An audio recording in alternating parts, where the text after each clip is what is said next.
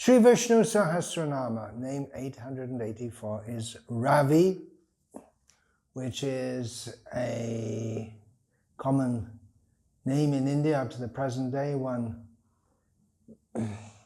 prominent Indian guru is known as Sri Sri Ravi Shankar. Before him, there was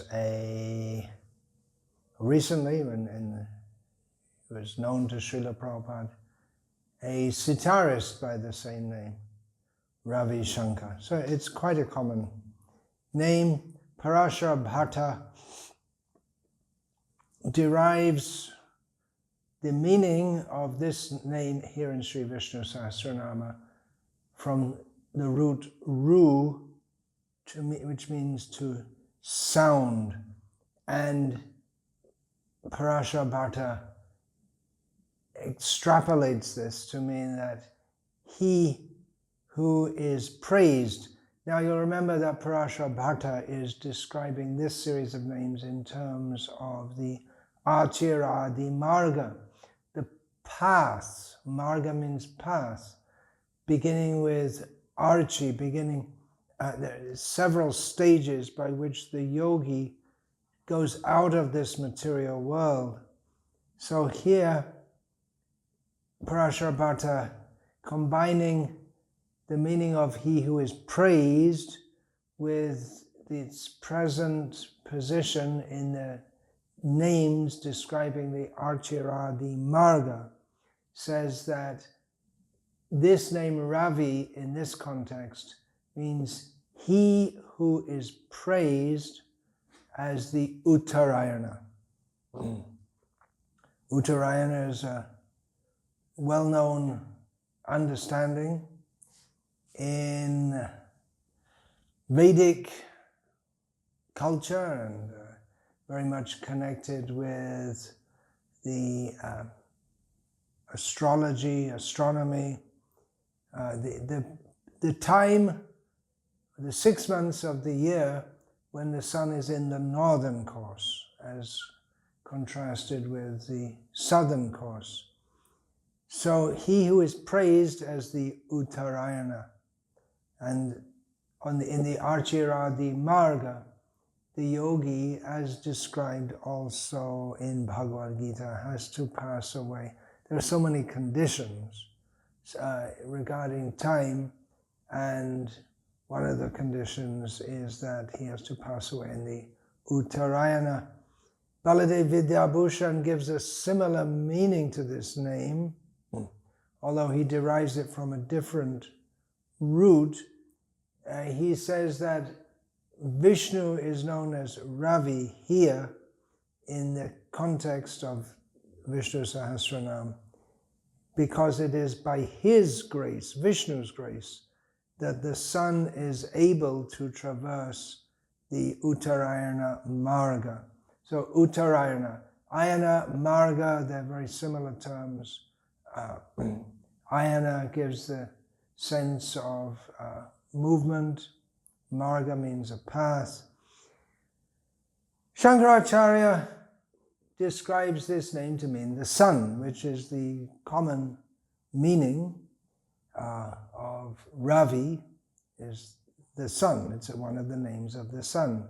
In Bhagavad Gita, we have Jyotisham Ravir Angshuman, of luminous bodies, Krishna says, I am the radiant sun. Shankaracharya explains that what makes the sun the sun? What is the power behind the sun, the driving force behind the sun? Is Vishnu. Particularly, he says, Shankaracharya says, Rasan adata iti ravihi. The sun is called Ravi because he absorbs rasa, or fluids, from all objects. One of the properties of the sun is that he evaporates so far away, but by his power, liquids are evaporated. Even if you put, say for instance, an apple out in the sun, it will dry up due to the influence. It'll take a little time. If there's a small puddle, if you urinate on the earth, at least here in India, most of the year, already here in South India, it's very hot during the daytime, 35 or more Celsius. So urinating outside is common. It's considered uncivilized in the advanced, sophisticated world, but it's been done by humans for time immemorial and is still done by many humans, including my lowly self. Not in every situation, I do it in the middle of a city, but as I'm in the country, I urinate outside, and in a short time, the sun will evaporate that. It takes the liquid portion out of that, and of course the sun evaporates water from the ocean and then sends it back in the form of rain. So the common meaning of the word Ravi is the sun. Another understanding of this name Ravi in terms of sound is given by Satyadeva Vashishta, who we are familiar with in as much as he gives many meanings of the names of Vishnu Sahasranama in terms of the action of Lord Vishnu as the maintainer of this universe. So how he interacts with this world, with this universe. So he takes it here to mean that he, Vishnu, is the one who enables all sound made by living beings or even non-living beings. It's because of him that they're able to make sound. And of course we have sometimes little cricket can make tiny, some small, well, in terms of insects it's not small, but in terms of creatures in general, a little creature makes so much sound. A little frog can make so much sound. That can remind us of Krishna if we remember Vishnu Sahasranama. We're discussing all these names to praise Lord Vishnu and to provide thought, material for thought, so that devotees can recognize Krishna everywhere, in everything, in every way. Another way that sound, we can understand Ravi, the name Ravi in terms of sound, is that all the Vedas, and indeed all, Veda means sound, Shruti, that which is heard, so it's sound. All the Vedas, and indeed all sounds, if we have the deep spiritual realization to understand, they only speak of him. Sarve Veda Tatpadam Amananti. The Vedas themselves say that all the Vedas, they have one subject, and that is defined by Lord Krishna in Bhagavad Gita. Vedaisya sarve araham eva vedyaha.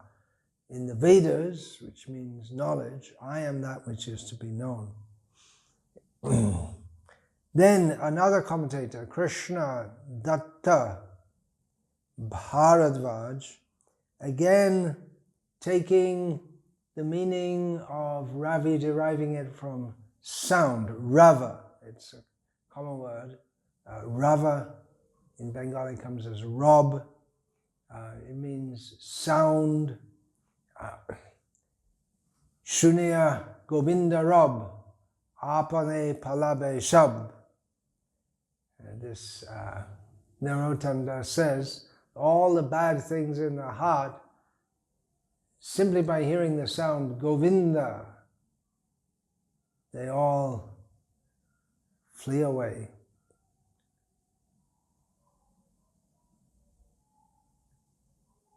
Singha Rabba Jena Karijan, just like Even the big elephants, when they hear the roar of the lion, they run away.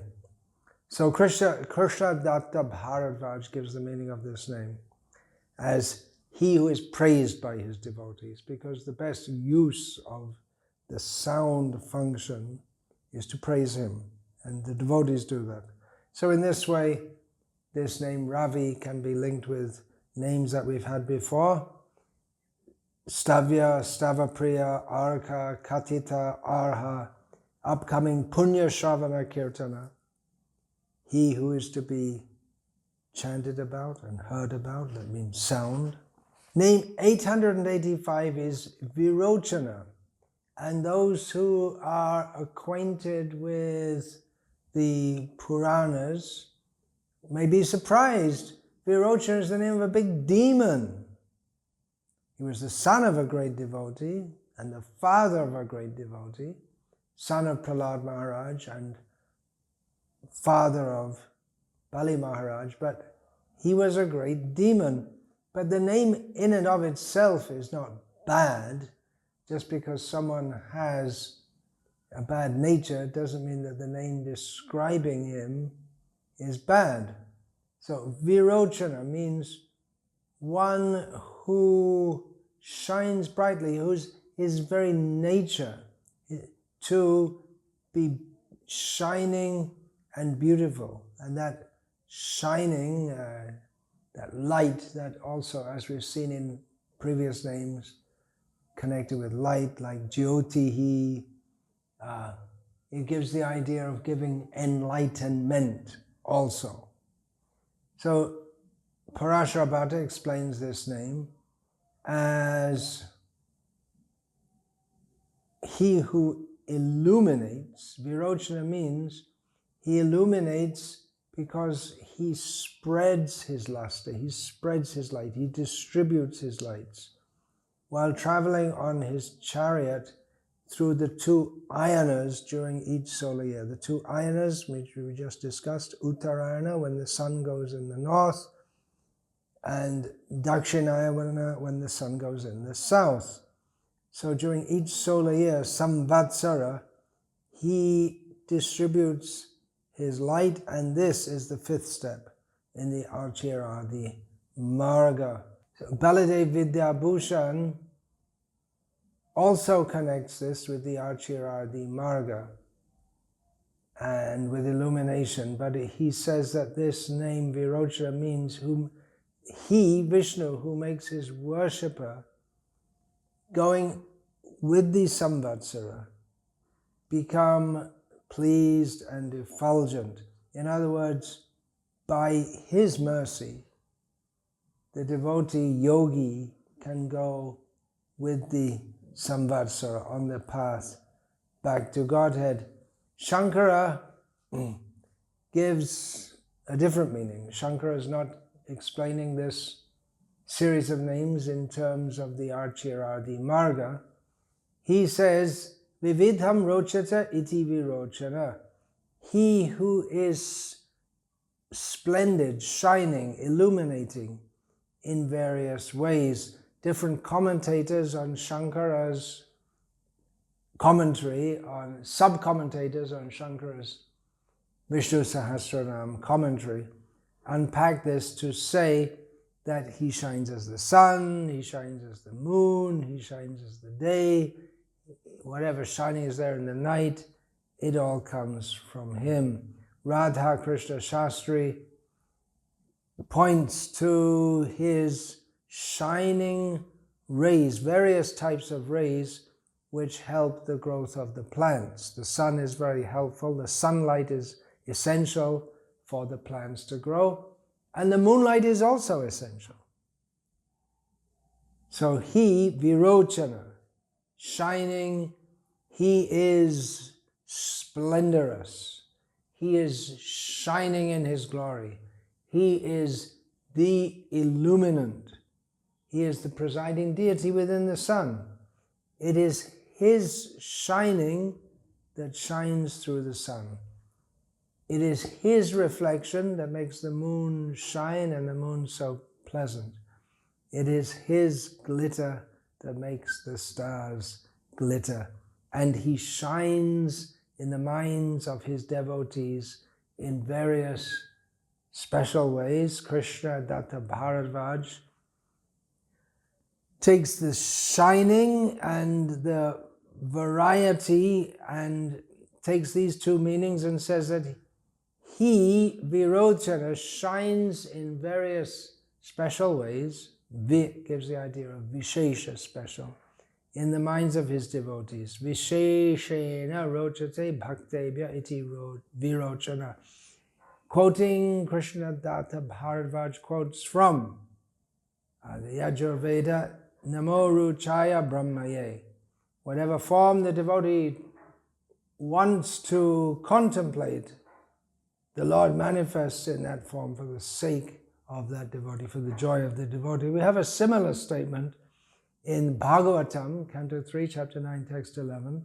Tvam bhakti yoga paribhavata hritsaroja aseshu tekshita pato nanunata pungsam yad yadhiyata urugaya vibhavayanti tat tadvapu pranayase sadanugrahaya. O my Lord, your devotees can see you through the ears by the process of bona fide hearing, and thus their hearts become cleansed, and you take your seat there. You are so merciful to your devotees that you manifest yourself in the particular eternal form of transcendence in which they always think of you. Satyadeva Vashishta refers to a few mantras from the Vedas, from the Shruti, in which Virocana is mentioned. We have Tasya Virocana Prahladir Vatsa Asid Ayaspatram Patram. So this is referring to Virocana, the demon. Demons could have the same name as God. And this is a quote from Atharva Veda. Then elsewhere, Virocana is mentioned, not specifically in relation to the demon Virocana. Shriye Sudrishiru Pasya Yah Svar Virochamana Kakubhamachodate. That's from Rig Veda.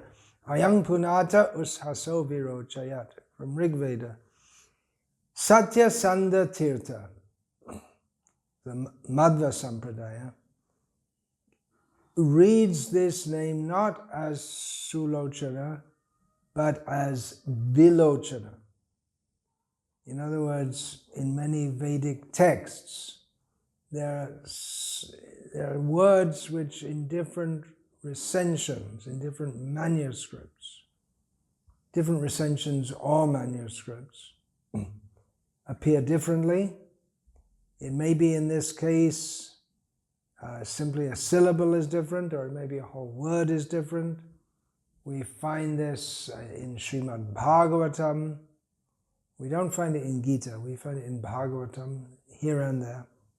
So Satya Sanda Tirtha reads this name as Vilochana. Vi again means special, Lochana means eyes. Vilochana, Virocana. Ra and La are often interchangeable in Sanskrit. We find in the Sanskrit of Bhagavatam that Prahlad Maharaj, commonly called Prahlada, it's written as Prahrada. So La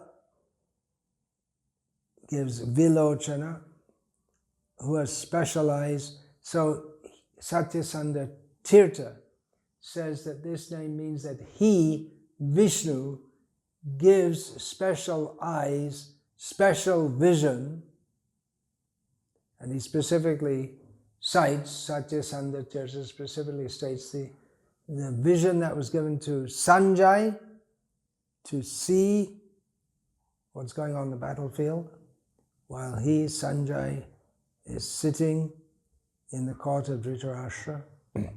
And also to Arjuna, Divyam dadami te chakshuhu. Krishna says, I'll give you divine eyes by which you can see the universal form. Name 886 is Surya. Very common name for the sun. Of all the names of the sun that are in usage in Indian languages today, Surya is by far the best known. Common names of the sun, of course there could be practically unlimited names, but common names of the sun are Aditya, Divakara, Prakashaka, Mitra, Surya, Ushnaruchi, Bhanu, Rashmivat, Savitri, Dinaka.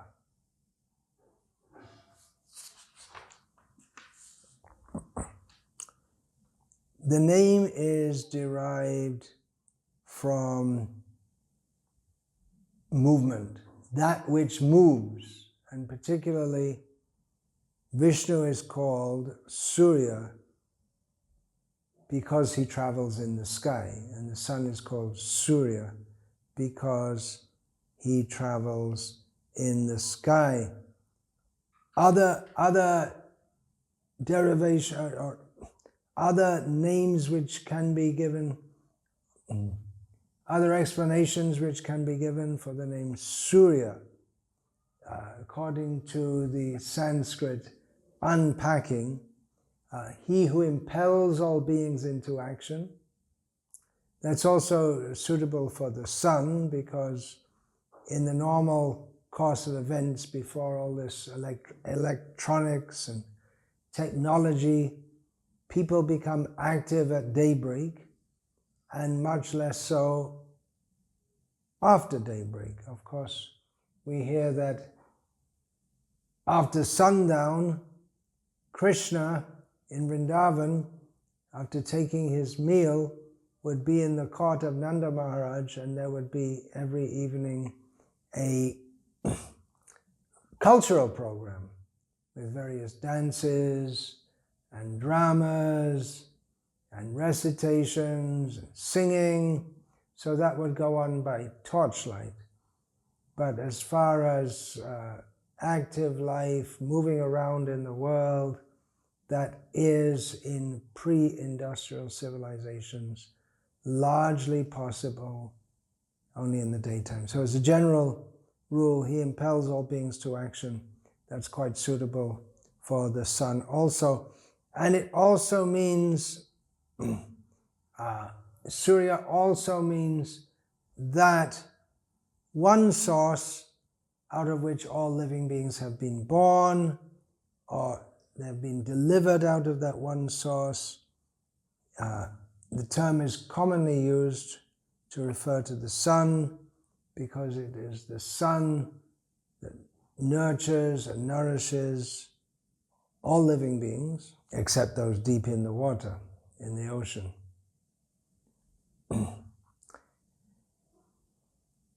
Many of the Lord's names indicate or are associated with the sun, just like we just now had Ravi.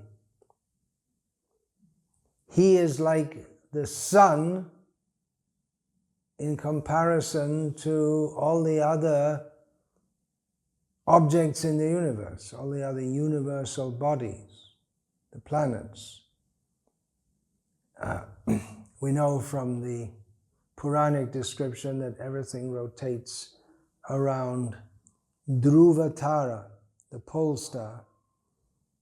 In Western cosmology, or widely accepted cosmology, within our one galaxy, everything centers around the sun. So if we at least theoretically accept that, then either way, either as Dhruva or as the sun, everything rotates around him.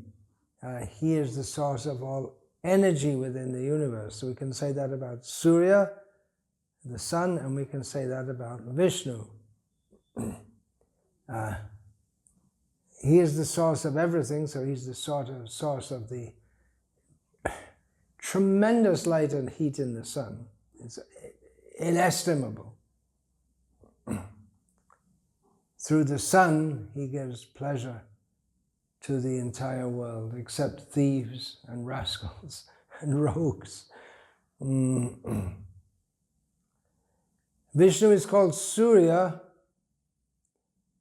because he, just like the sun is light, so he is that which is to be attained, he is that which is to be sought after for enlightenment. We have in Sri Upanishad, Pushan Ekarshe Yama Surya Prajapatya Vyuha Rashmin Samohatejo Yatte Rupam Kalyana Tamam Tatte Pashami Yo Savaso Purusha Soham Asmi. Srila Prabhupada's translation. Note the word Surya here. Here Srila Prabhupada gives the meaning in the synonyms, Surya as the destination of the Suris, the great devotees. So just like the great devotees, they head toward the light, so they head toward Vishnu. So that example or that analogy is given. Prabhupada's translation, O my Lord, O primeval philosopher, maintainer of the universe, O regulating principle, destination of the pure devotees. Here we have Surya as destination of the pure devotees. Well-wisher of the progenitors of mankind, please remove the influence of your transcendental rays so that I can see your form of bliss. You are the eternal, supreme personality of Godhead, like unto the sun, as am I.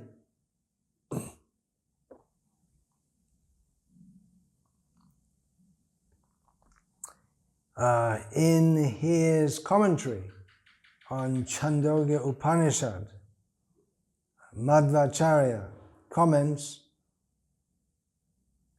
that he, Sri Hari, is present in the moon, Soma, in the sun, Surya, in Vidyut, lightning, because with those names themselves, those names actually denote Vishnu, but they're used for the moon, the sun, and lightning because they represent certain qualities of Vishnu. He is the one that makes the sun shine, the moon shine, the lightning shine. He is called Aham. It's a name for the Supreme Lord because he cannot be discarded by anyone. No one can get, you can't get rid of him. You can pretend in this material world to exist without him, but you can't. He's present in Agni as the Garhapatya, hence Vishnu is called. From this verse, there are various topics discussed, but we can also understand among the topics discussed why he's called Surya, why Surya should be understood to mean Vishnu. Primarily, although conventionally when we say Surya, we refer to the sun in the sky. Here's another very nice meaning. Surya, the sun, is who makes the lotus bloom. Most lotuses bloom in the day when they'll fold up, and when the sun comes out, they'll open up. And Lakshmi Devi, Mahalakshmi, is always associated with the lotus, one of her well-known names, Kamala. And Surya, Vishnu, makes Lakshmi open up in happiness. So in this way, Vishnu may be called Surya, according to this analogy. Very beautiful how the devotees, they can see Krishna in so many beautiful ways. Another meaning is the source of movement in the form of the wind. Parashar Bhatta interprets the root Shrit, from which Surya comes, to mean that which moves. Again, we have that which moves, and saying that according to the context, because of course Parashar Bhatta is explaining all these names in terms of the Achira, the Marga. He interprets this name in association with the wind, because the wind moves out of him. So in this way, Parashar Bhatta, movement, the wind, he maps this name Surya to the sixth step of Achiradi Marga, which also Baladev Vidyabhushan does, although he doesn't give exactly the same Sanskrit. Surya means he who makes the wind blow, having brought his worshipper to that level. Radha Krishna Shastri again brings a reference to the wind, but he derives the Sanskrit understanding of this. He goes through the sky like a snake, sarati. So just like a snake moves on the ground, the sun moves in the sky, and Vayu is placed next to Samvatsara in the Achiradi Marga, based on the Koshitaki Upanishad, Savayu Lokam. He, the jiva, in the next stage goes to Vayu Loka. This is quite technical and difficult to follow, all the stuff about the Achiradi Marga. Shankaracharya explains Surya to mean Sute Sarvam iti Suryaha. He brings forth everything, Suta, that which brings forth. Sute Shriyam iti va Suryaha. He brings forth Shri, wealth, brilliance, opulence, Lakshmi. He who brings all auspiciousness, brilliance, he who brings the brilliance into the sun and into fire is Surya, Satya Sandha Tirtha. In his interpretation, given the sense of enlightenment, says that it is because of him that it is possible for us to get enlightenment. And similar to this, Raghunath Tirtha, another commentator, says, it is he who is attained by the enlightened sages. In this regard, I'm going to read from a quotation from Srila Prabhupada in an essay he wrote and published in Back to Godhead magazine before he came to the Western world. The essay is titled, Theosophy Ends in Vaishnavism. Srila Prabhupada writes, God is great, and he reserves the right of not being exposed to the mundane speculationist and dry philosophers, but he appears by his own will and independence when he is offered transcendental loving service in all respects. The sun appears in the morning just out of his own accord and not being bound up by the extraneous effort of the scientist. The scientist will fail to make appear the sun at night by the discovery of all searchlights and scientific instruments. You can bring all the lights in the world made by men, and you can't see the sun at night. Going on with Prabhupada. When he appears, ignorance disappears, and one is able to see him, all good, all knowledge, and all beautiful.